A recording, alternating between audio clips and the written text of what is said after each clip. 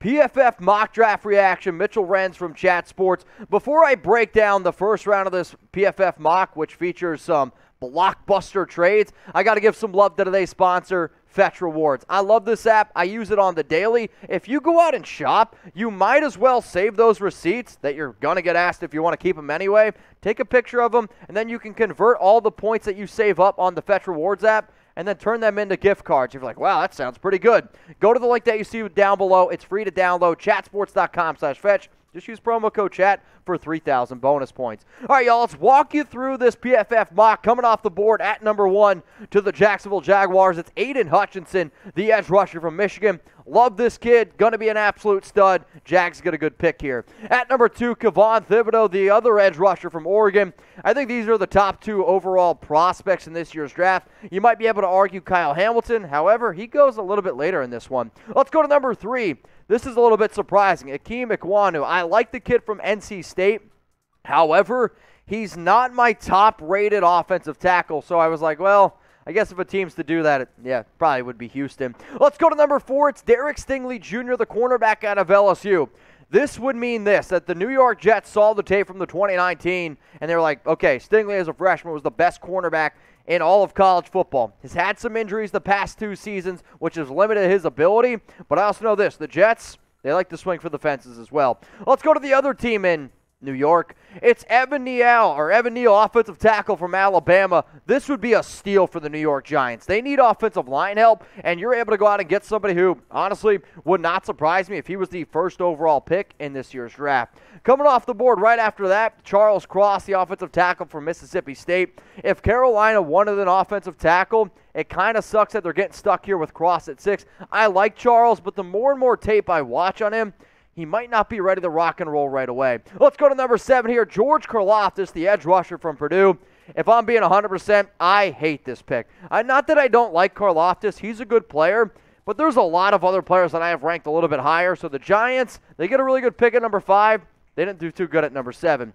Coming in here at number 8, Kyle Hamilton, safety from Notre Dame. I believe this is the number 1 overall player on Tom Downey's big board, and Hamilton is just a do-it-all safety. If he falls to 8, Atlanta Falcon fans should be just rejoicing because this right here, my man, is an absolute steal.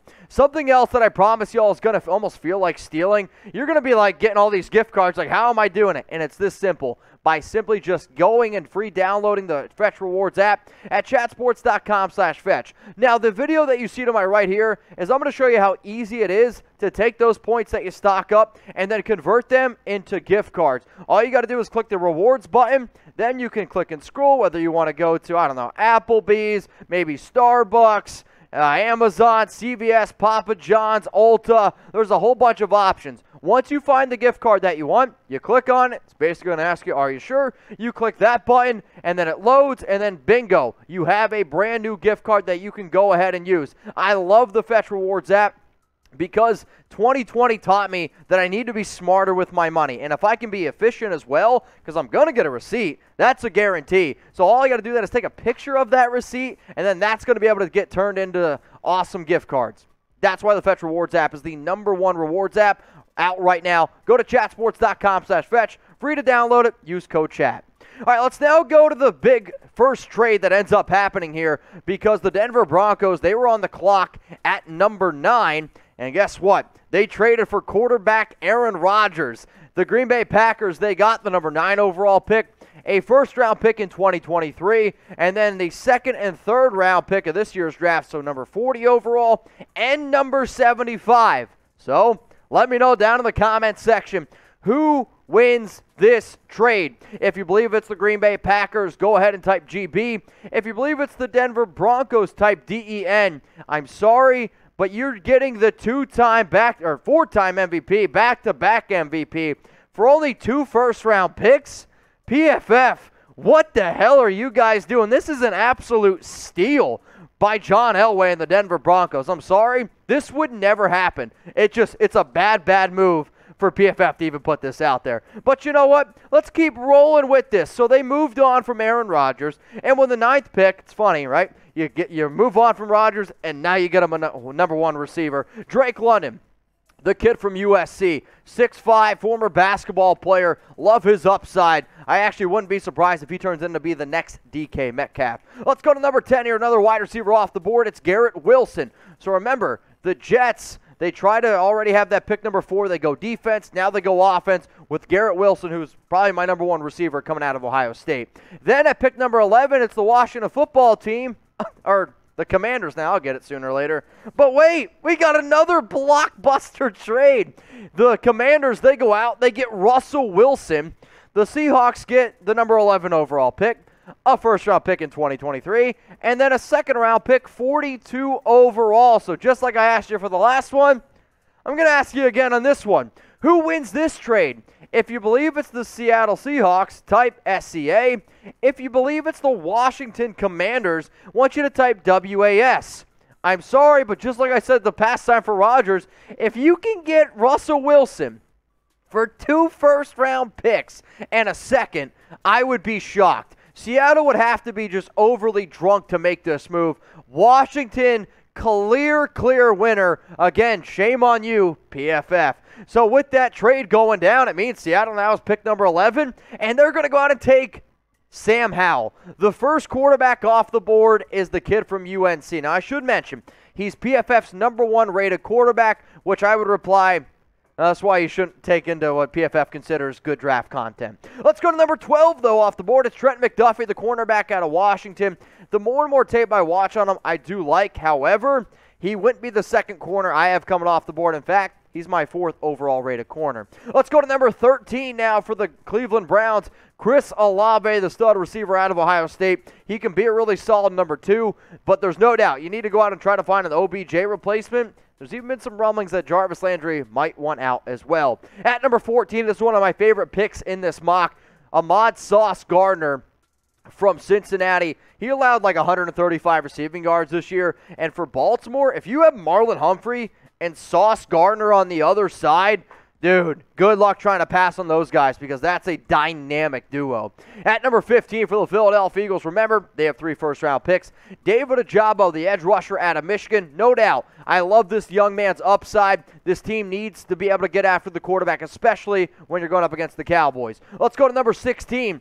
Andrew Booth Jr., Clemson corner. He only gave up 1 catch more than 20 yards this past year, and I've said this multiple times. If Clemson would have had an offense, there would have been so much more hype and more people talking about how great Andrew Booth is. He's my number 3 ranked corner, and Philly gets a really good value pick here. At number 17, it's Jameson Williams, the wide receiver from Alabama. I know he tore his ACL, but this is your Mike Williams replacement here. At number 18, another quarterback's coming off the board, the New Orleans Saints. They go ahead and get Malik Willis, the quarterback out of Liberty. If I was a Saints fan and Malik Willis fell into my lap at 18, I would be pretty excited. He's got the legs. He's got the arm strength. I personally would love to see what Malik would have been able to do with Sean Payton, but this is a really good pick here for New Orleans. At number 19, my number 1 ranked linebacker in this year's class, it's Devin Lloyd. One of the biggest needs for Philly, no doubt, is at the linebacker position. I mean, it's just the truth. They need help there. So this one is a really good steal. If you're an Eagles fan and you watch this mock, you should be pretty damn excited. And then with the number 20 pick, the Pittsburgh Steelers are on the clock.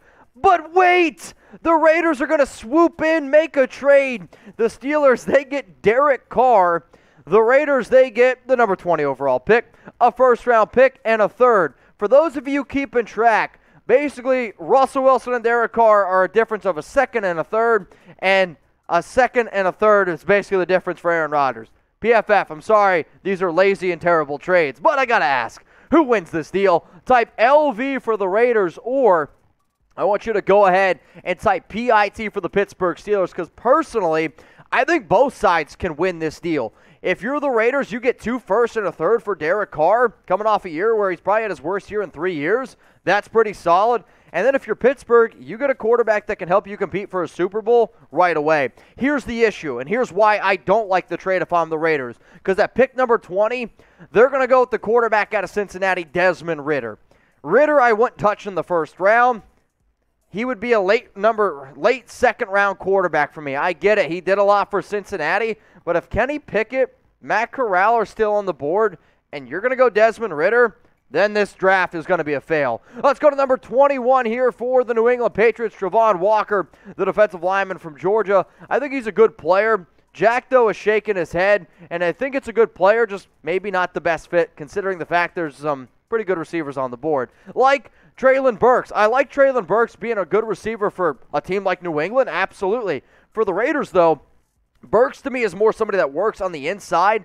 They already have a slot receiver in Hunter Renfrow. So why go out and make this move when there's other better receivers still on the board? At number 23, Tyler Linderbaum, the center out of Iowa. If Linderbaum falls to the 20s, I'm going to be mad because he's the best center prospect that I've covered in a very long time. And Arizona, this should make Kyler Murray very, very happy. Let's go with another offensive lineman going off the board. It's Kenyan Green, the offensive lineman from Texas A&M. Versatility is key in the NFL. And Kenyan Green being able to potentially fill the shoes of Connor Williams, maybe filling the offensive tackle spot as well. I do like me some Kenyan Green. Let's go to number 25. This might be the steal of the draft. Jordan Davis, defensive tackle from Georgia. I see him going a lot earlier. If the Buffalo Bills were able to pull this off, remember, Buffalo essentially had the number 1 overall defense. If you get the top-rated DT and Jordan Davis who can play 3-4, 4-3, dude, watch out for that D in Buffalo. Let's go to number 20C. It's 20C. 26, Jermaine Johnson II, the edge rusher from Florida State. A lot of upside here. Tennessee does need to be able to get some more, we'll say, presence on the outside. If you do not bring back Harold Landry, which, let me tell you, would be a huge mistake, then maybe you got to put this into a bigger need. I like Johnson. However, I just think it's a little bit of reach taking him in round 1. Let's go to number 27. It's Devontae Wyatt, the other defensive tackle from Georgia. He hasn't been getting nearly as amount of coverage as Davis, and I like what I see out of Wyatt, though I definitely think he's been in round 1, we'll say, caliber, because he played next to Jordan Davis. You don't put him next to Jordan Davis, things look a little bit different. Let's go to pick number 28 here for the Green Bay Packers. It's Nicoby Dean. This is a team that's about to more than likely lose Devondre Campbell because they're not going to have the money to bring him back. Campbell was their probably best defensive player this past season. Now, Dean is a little bit undersized, but could fill the shoes of Campbell. Let's finish out this first round mock draft from PFF. Bernard Raymond, the offensive tackle from Central Michigan. This would be a really good pickup for Miami, who probably has the worst offensive line, and they need to go ahead and try to be able to protect to his blind side. At number 30, Career Elam, the cornerback out of Florida. I always say don't judge the helmet, judge the player. Long, lanky cornerback, really athletic, though he did get penalized a lot. But Kansas City, if you can be a solid number 2 corner for that team, that's going to be a good pick here. At number 31, Trevor Penning, the offensive tackle from Northern Iowa. We saw Joe Burrow get beat up in the Super Bowl. We saw Joe Burrow get beat up the entire season. In fact, he was sacked more than any quarterback this season. Go out, get this guy who looked really, really good at the Senior Bowl. And then to wrap up this mock, the Detroit Lions are going to go out and select Matt Corral, the quarterback out of Mississippi, which I kind of find interesting. The fact that Kenny Pickett doesn't go in the first round. In fact, they have him going number 40 overall. So here's your time, guys. Go back to school, grade this PFF mock draft. In terms of creativeness, I mean, we had Aaron Rodgers, Russell Wilson, Derek Carr trade. Creative-wise, it's an A. Overall execution of what a mock draft and trades are, dude, this is a big old fat F. In fact, I'm going to call them PFFF.